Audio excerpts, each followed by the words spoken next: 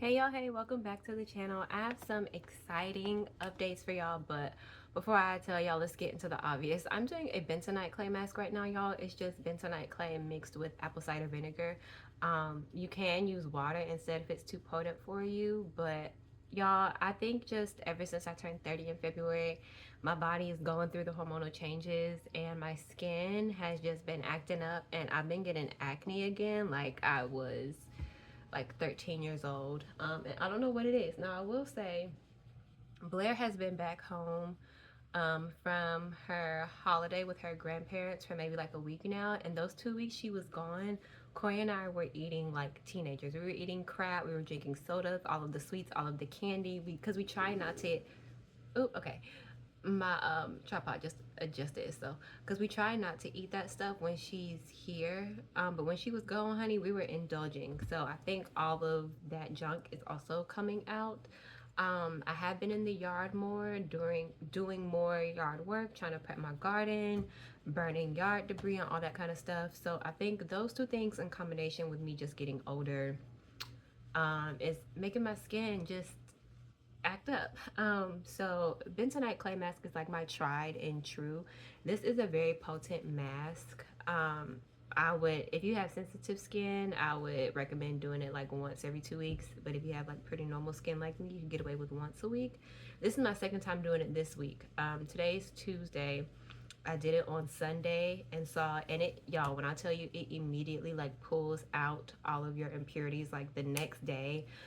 My whiteheads were dissolving. My cystic acne was going down from the swelling and everything. So I was like, let me just go ahead and do it again today. And after I wash it off this evening, I will follow it up with a vitamin C moisture mask.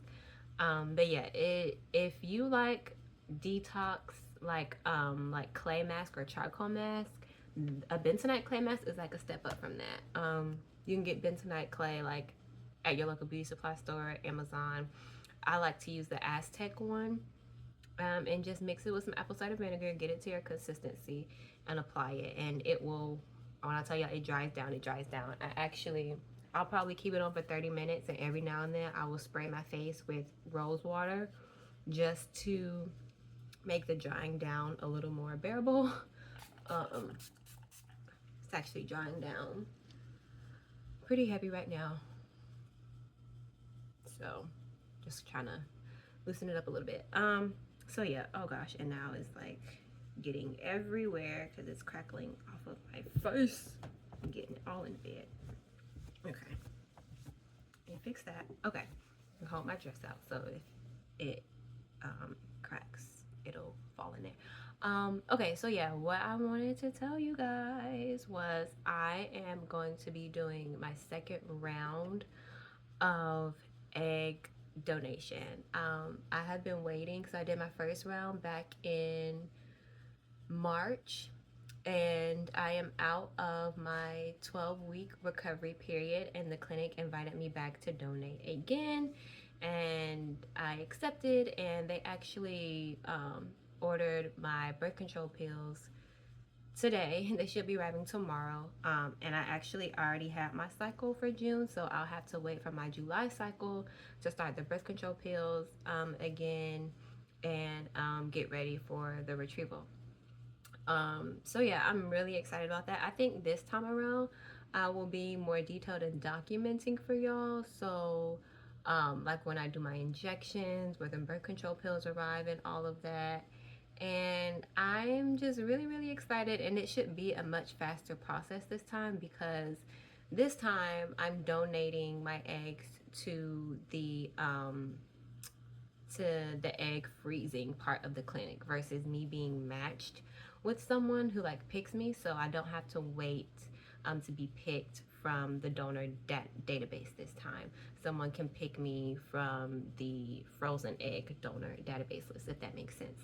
um, so yeah, I'm very excited. It was just very fulfilling doing it the first time, and I knew that, if offered to donate again, that I would accept. So I'm very excited.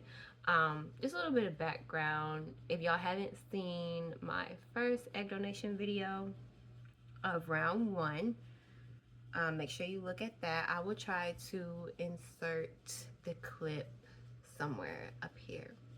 All right, y'all, I washed my mask off and I had to put the clothes in the dryer. Blair is still napping. But yes, excited about round 2 of egg donation. I will definitely be more detailed in documenting this time around for y'all, a little more detail into when things are happening, when I start the injections, when I start birth control, all those types of things. So if you're new here, I am an egg donor, and this is my second time donating my eggs, and there are a few reasons why I decided to be an egg donor. And before I became a wife and a mom, before Corey and I got married and had Blair, I was a nanny for 10 years, and that is literally like the only job that I've ever had straight out of undergrad. Any job, any other job that I've had, whether it was retail or restaurant work or whatever, I did not hold it for more than 3 months. It just wasn't my thing, and I felt so much more fulfilled and purposeful as a nanny. I've always loved the idea of family and children and family women. I've always known that I wanted to be a mom.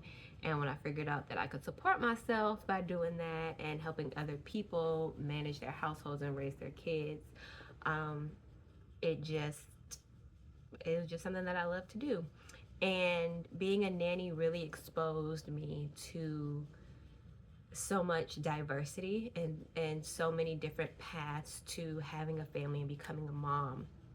I worked for so many different types of families, and different moms who had multiples, moms who did IVFs, moms who had surrogates, moms who adopted, moms who used an egg donor, and just working with so many different women and learning how they became moms and what those struggles and privileges look like for them was just very inspiring and gave me like a lot of empathy and a lot of compassion. And there was a particular family that I worked for who utilized egg donation so that the mom could still carry.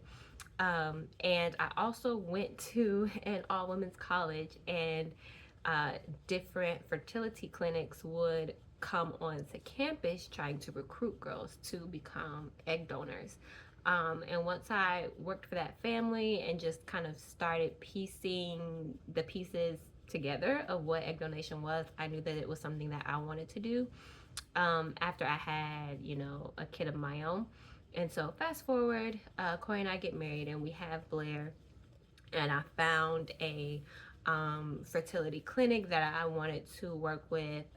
Shady Grove is who I donate my eggs through. They have clinics all around like the nation, I think, but I'm in Atlanta, so I particularly work with the Atlanta one. If you are like a mom to be utilizing egg donation, I would highly recommend Shady Grove. As far as like the patient side of things, my care as a patient, I have been very, very happy with, or not a patient, but a donor, I've been very happy with. The communication has been great. My medical care has been great. So for me as a donor, I have been really happy with my experience with Shady Grove.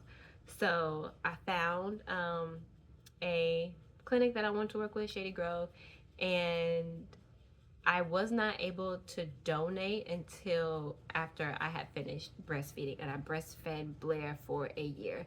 So once that year mark was up, and I passed all of the screenings and the initial applications, which are very, very tedious if you are wanting to become an egg donor. If you're wanting to become an egg donor, I would say it has to be something that you are really passionate about and truly feel fulfilled with. The compensation is great. My first round of egg donation was $6,500, and then I think the second will be $75,000, and then the third time will be $8,000. It varies clinic to clinic, but those are just the numbers for Shady Grove at the time that I am donating. I'm sure it changes and fluctuates.